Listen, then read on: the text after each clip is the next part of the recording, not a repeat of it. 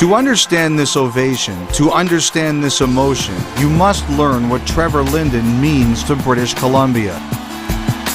There was a point where I've heard the story where you had a conversation with your older brother Dean, what kind of shaped your philosophy about how you had a gift and could help take care of people. What was that? Yeah, it was interesting because it was probably a couple years into my career maybe, you know, and we were talking one day, and I don't know how we came onto the subject, but he was, and we were talking, he said, you know, Trev, you really have a gift, he said, because you can make a difference, you know, and he said, you know, I can't do that, and a lot of people can't do that because, you know, they just don't have that gift, and you know, it really kind of struck me that, you know, that we are, as hockey players, given a gift. This organization wasn't doing a lot of the things that we believe were right, so we wanted to make sure we had a presence in the community, but we didn't have to push Trevor. He took it on right away. 14-year-old Michael Robinson died of leukemia in 1997. His family will never forget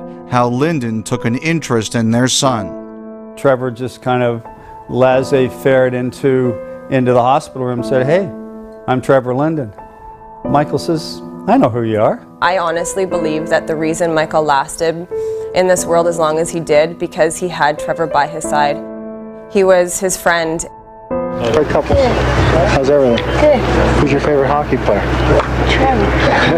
Good case. Nice to see you. As it turned out, it was 4 days before Michael ended up dying. And he had told Michael about 6 months before the Teleskins game that he needed a caddy. So he said to Mike, you know, I'm really counting on you to be a caddy.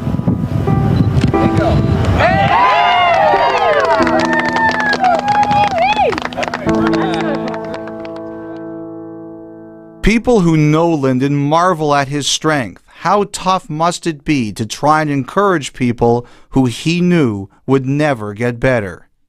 As much as I gave in certain situations, which I never thought was never a burden, you know, I received every bit as much, if not more, just in what I learned and the courage I saw. You can bet that down under there, but that's that unflappability. That's who he was. He has an inner strength that allows him to handle what was going on.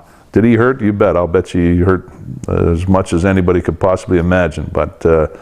But you march forward, and you know that you're doing something that's important. And so in spite of the hurt, he'd want to continue doing that. Talking to the kids was probably the easiest part because they had such life and such courage, and they were always interested in what you were doing, and you know, they had a story to tell about something. But I always spent some time with the parents because I knew that was probably that they were the ones that were, you know, probably hurting the most because they were, you know, this was their life. The kids at Canuck Place, the kids at Children's Hospital, when they see him, it's like a new day.